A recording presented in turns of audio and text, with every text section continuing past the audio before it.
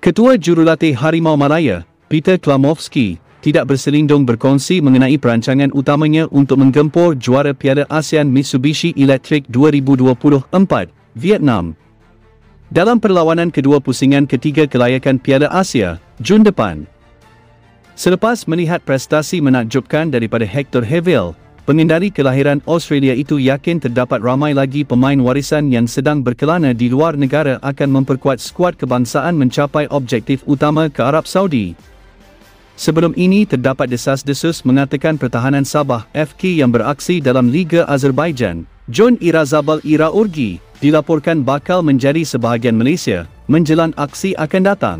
Ketika ditemu bual oleh wartawan Astro Arena, Zulhelmi Zainal Azam, Klamovski menegaskan bahawa penyerang Johor Darul Tazim JDT, Bersun Da Silva, berpeluang menabur bakti bersama Harimau Malaya sekiranya melengkapkan segala proses yang ditetapkan.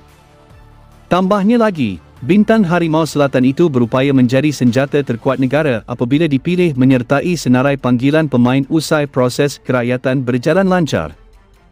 Seorang pemain yang sangat berpotensi, jika dia melepasi segala syarat kerakyatan, dia bakal dipanggil dalam senarai panggilan pemain.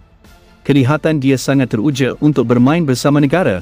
Ia akan menjadi satu kombinasi yang hebat. Dia adalah penjaring gol dan sangat berbahaya di dalam kotak penalti, katanya lagi. Apakah pendapat anda? Adakah pemain seperti Bersun Da Silva akan beri impak besar kepada Harimau Malaya? Komen di bawah, jangan lupa like dan subscribe Bola Kita TV. Jumpa lagi di video seterusnya.